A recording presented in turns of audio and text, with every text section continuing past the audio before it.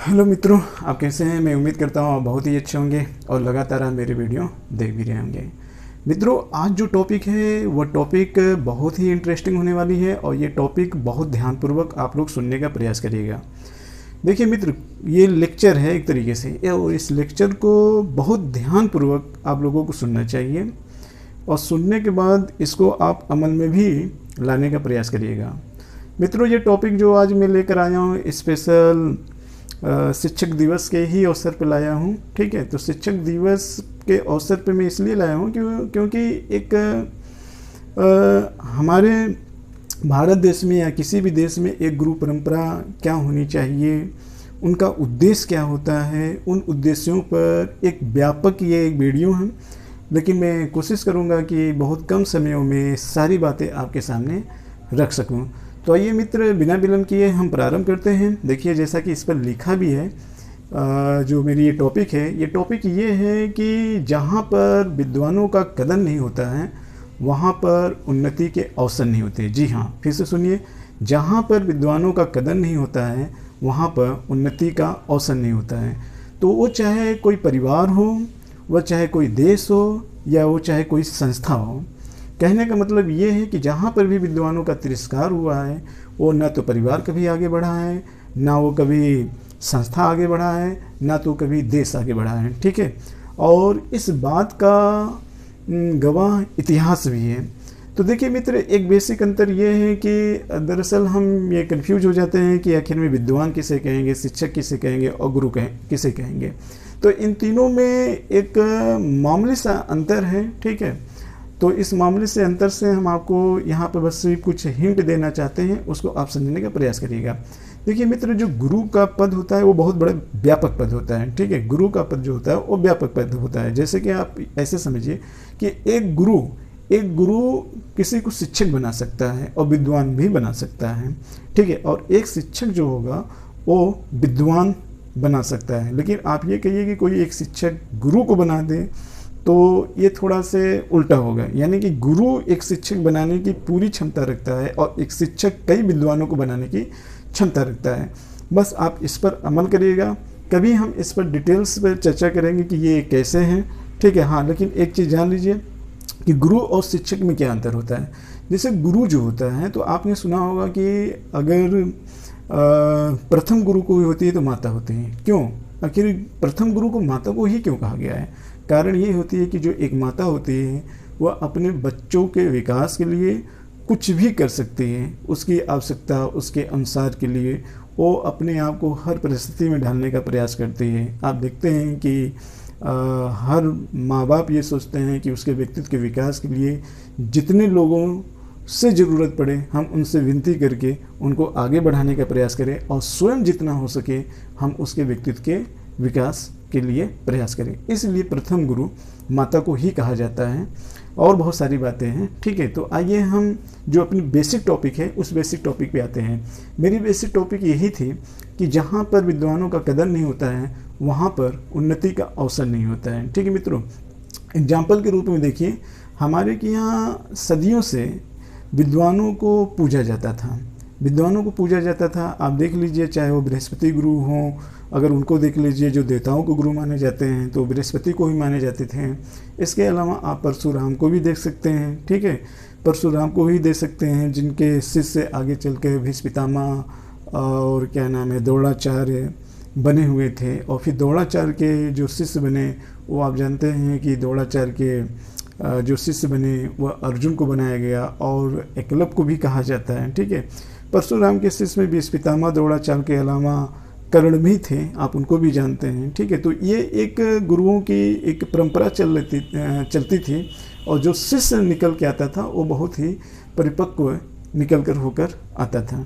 ठीक है मित्रों, अब हम आगे की तरफ बढ़ते हैं। जैसे कि अगर आप देखेंगे भारतीय या यूरोपीय समाज में अगर आप देखेंगे तो प्राचीन काल में आप देखिए कि विद्वानों की कितनी ज़्यादा मांग होती थी। अगर आप देखिए विद्वानों में, अगर आप चाणक्य का नाम लीजिए तो चाणक्य जिस समय था, जी हाँ, जिस समय चाणक्य था तो चाणक्य ने अपने समयों में अगर आप देखेंगे तो एक अखंड भारत का निर्माण किया था। जिसको उसमें चंद्रगुप्त एक सम्राट उस समय थे, उन्हीं के संरक्षण में चंद्रगुप्त मौर्य ने एक अखंड भारत का निर्माण किया था। तो आप कह सकते हैं कि उनके दरबार में कौन था? चाणक्य था। और वहाँ पे चंद्रगुप्त मौर्य ने चाणक्य को बहुत ही पूजनीय तरीके से उनको पूछता था। लेकिन वहीं दूसरी तरफ आप देखेंगे नंद वंश का शासक घनानंद ने जब चाणक्य का तिरस्कार कर दिया तो घनानंद यानी कि नंद वंश का किस तरीके से पतन हो गया था। दूसरी तरफ अगर आप देखेंगे उसी मौर्य वंश का एक अगला शासक आपको देखने को मिलेगा, बिंदुसार। जी हाँ, भारत में बहुत सारे विद्वानों के होने के बावजूद भी बिंदुसार एक विद्वानों की महत्ता को समझता था। यही कारण है कि उसने सीरिया के शासक से दार्शनिक की मांग की थी, बट सीरिया के शासक ने दार्शनिक को देने से इनकार कर दिया था, क्योंकि उसने कहा था कि हमारे के यहाँ दार्शनिक कोई वस्तु है नहीं है कि जो हम इसका व्यापार करें। तो कहने का मतलब कि उस समय विद्वानों का बहुत ही ज़्यादा कदर हुआ करता था, उनको सम्मान दिया जाता था।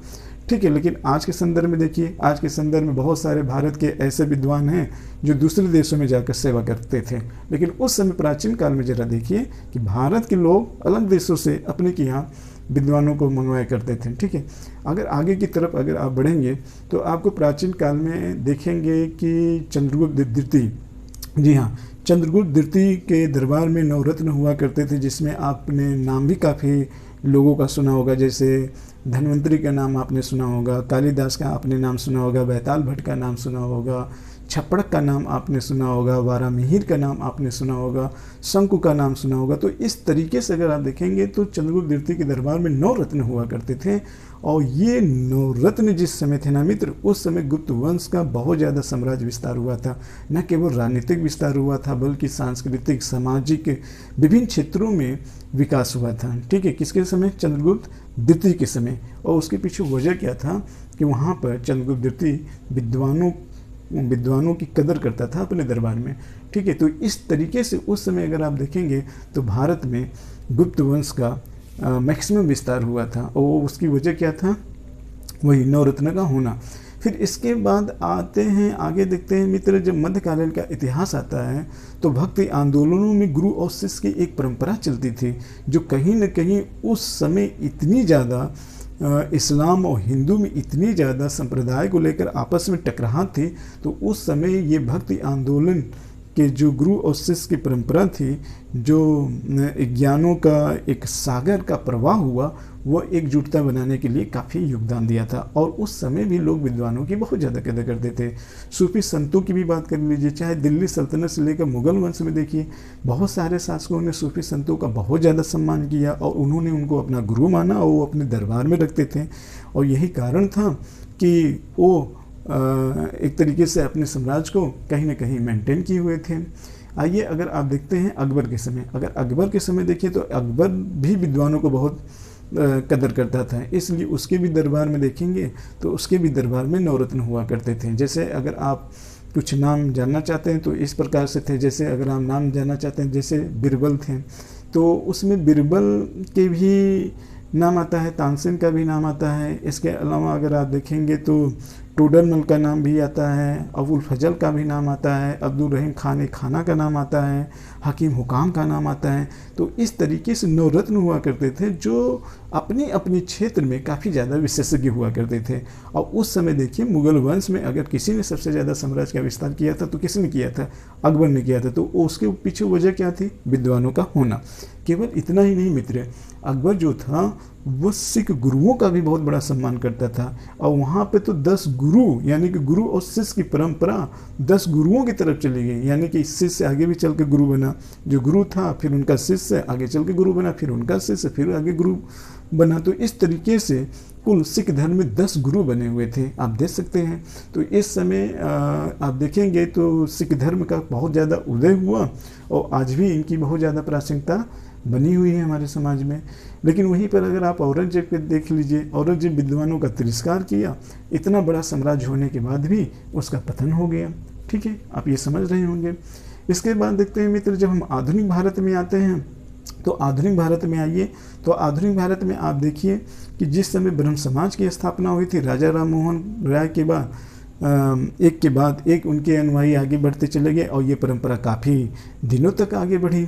ठीक है। जैसे आप राजा राम मोहन के बाद देवेंद्र नाथ टैगोर को देख सकते हैं, केशव चंद्र सेन को आप देख सकते हैं। इसके अलावा आप देख सकते हैं आनंद मोहन को आप देख सकते हैं, आत्माराम पांडुरंग को देख सकते हैं, महागोविंद रन्नाडे को देख सकते हैं। ये सब क्या थे? ये कहीं न कहीं जो पुराने लोगों ने, गुरुओं ने उनके विचारधारा प्रस्तुत किए थे, उससे ज़्यादा काफ़ी ये प्रभावित होकर अपने विचारधाराओं को लेकर आगे बढ़े। कहने का मतलब ये है कि हर कोई न कोई अपने गुरु से प्रेरणा लिया, क्योंकि वह एक विद्वान थे और उस विद्वानों की वो कदर करते थे, जिससे कि कहीं न कहीं लोग अपने मिशन को पूरा कर लेते थे।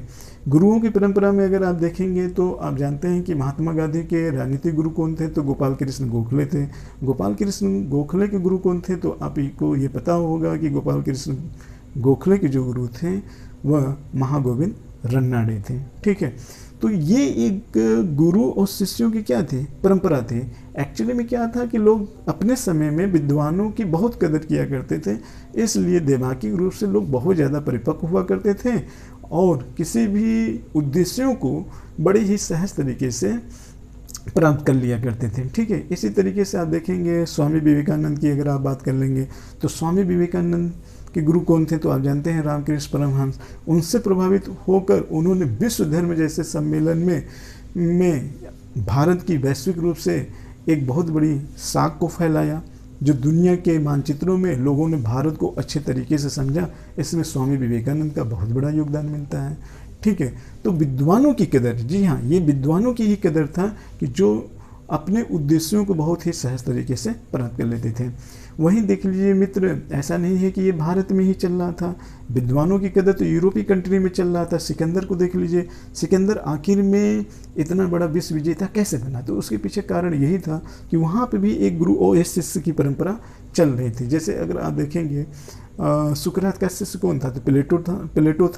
प्लेटो का शिष्य कौन था? तो अरस्तु था। और अरस्तु किसका शिष्य था? प्लेटो का शिष्य था। सिकंदर किसका शिष्य था? तो आपको पता होगा वो अरस्तु का शिष्य था। तो ये भी एक परंपरा चलती चली जा रही थी। ठीक है, तो यही कारण था कि सिकंदर एक विश्व विजेता बना।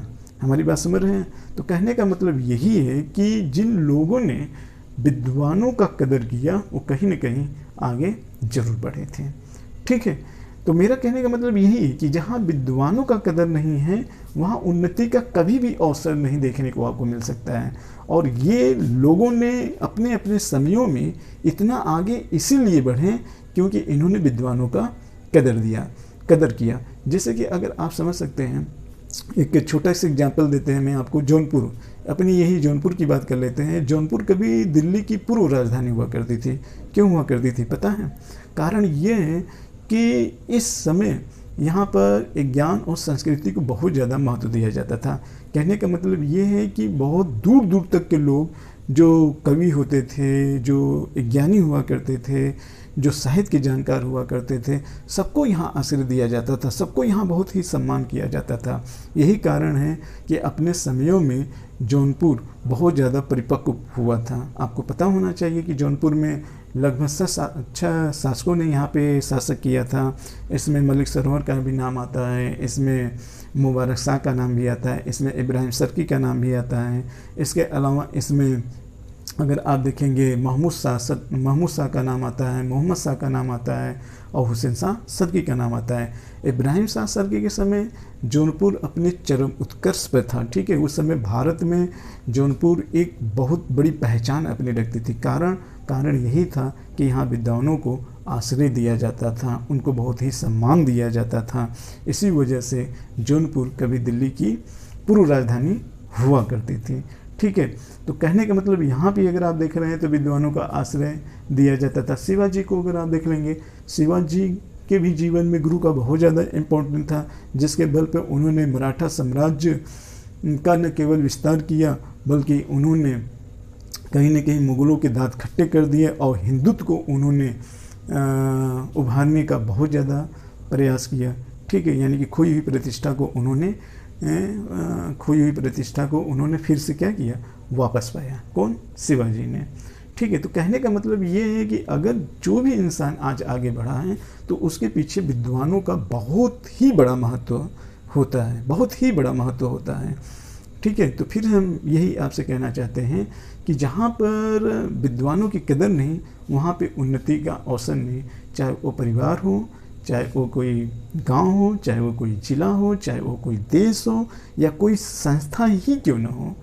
ठीक है, तो कहने का मतलब ये है कि आज के युवा पीढ़ी को या विभिन्न प्रकार की संस्थाओं को हमारे ऐतिहासिक गाथाओं से प्रेरणा लेनी चाहिए, और विद्वानों को हमारे समाज में अच्छे से सम्मान मिलना चाहिए। ठीक है, तो कहने का मतलब यही है कि विद्वानों को ज़्यादा महत्व दिया जाना चाहिए, तभी ये देश उन्नति या कोई परिवार उन्नति की ओर अग्रसर हो पाएगा।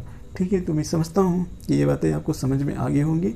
ठीक है मित्रों, हालांकि मैंने जो वीडियो पे ये लेक्चर दिया ये बहुत ही फास्ट दिया, हो सकता है कि आपकी मेरी बातें समझ में आ गई होंगी। अगर कुछ चीज़ें रह गई होंगी तो फिर हम इसी से जुड़ी हुई एक नई टॉपिक लेकर आएंगे, उसमें कुछ और चीज़ें हम ऐड करके बताएंगे। तो इसी के साथ जय भारत, जय हिंद।